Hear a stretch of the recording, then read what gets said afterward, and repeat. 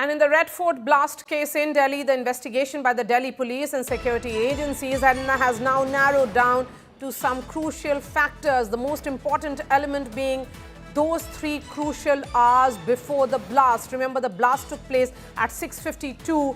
Hence, the cops are looking at what happened 2 p.m. onwards near that entire Red Fort and Chandni Chowk area. Those 3 hours during which Dr. Umar kept the car parked in the Red Fort parking area are under intense scrutiny.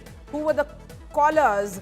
Who did he speak to? What was the briefing that he received? Number of big questions that are being asked.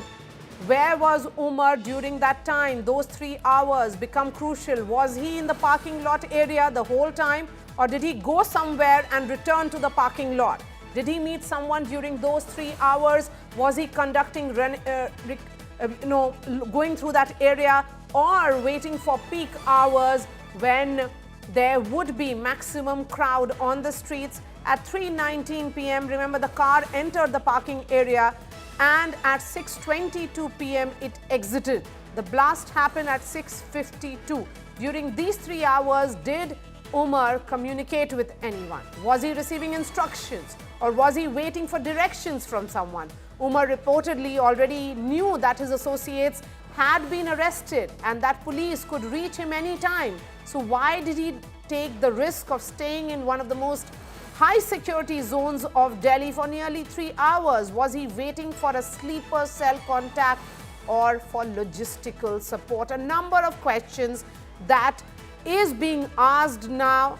Those 3 hours become extremely crucial. Shreya, who has been tracking this story and has been speaking to multiple agencies for the last few hours, is joining me live from the site of the blast. Shreya, all eyes are now on what happened from 3 hours before this blast to 6:52.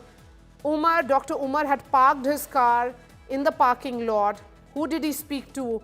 All that has to be unraveled. The question is, who will answer those questions? Where will the answers come from?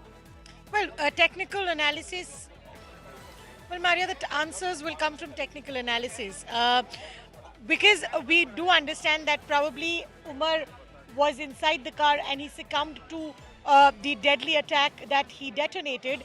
What we do understand that the Delhi police are also trying to understand the chatter, which is the telephone chatter, the kind of calls that were intercepted in and around this region, because for 3 hours it is the Suneri Bagh Masjid parking lot where Umar Mohammed had stationed that car, and through the chatter of the intercepted calls in and around this area, Delhi police is trying to understand that if or at all there were any kind of untoward calls from maybe outside the country that was intercepted at all. Those are things that are being looked at.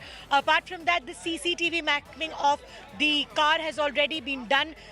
We already know the route map of the car started from Faridabad via Badarpur. It reached this area in Red Fort Park for 3 hours. Then at 6:40 is when it exits from Suneri Bagh Masjid.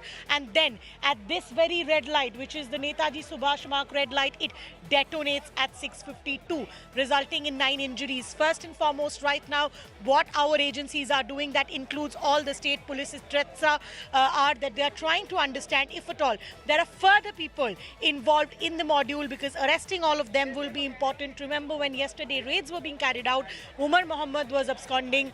Little did we know that he would be the one triggering a blast in the evening in the national capital. Questions that have to be answered here, Shreya, certainly. And as we look at various developments, so far what we can tell our viewers, since 12 p.m. last night, how many arrests made, and what are the questions that the cops are looking to answer?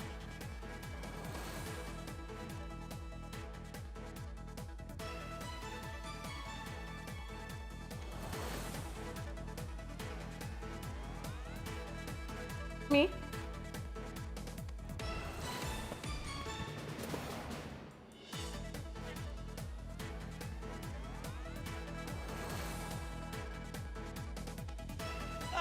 Well, Maria, what we are right now also seeing about the entire investigation, because as information trickles down, remember that more members of the module are also being traced down. We heard that information trickle from Uttar Pradesh, where UP ATS along with Faridabad police also traced down another doctor in Lucknow. Now, what we are looking at is a white-collar terror module. What we're looking at is a Jaish-e-Mohammed Ansarul Ghazwat-e Hind module that was busted by the Jammu and Kashmir police.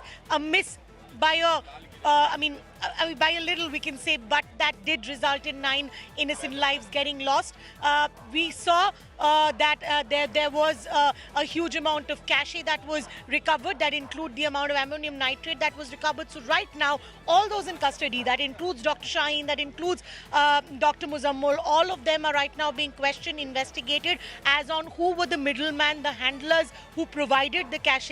In every time we see a terror module resulting in such a blast, what we usually see are sleeper cells who are activated, and then these ammunition are usually passed down through multiple handlers before the main target is achieved.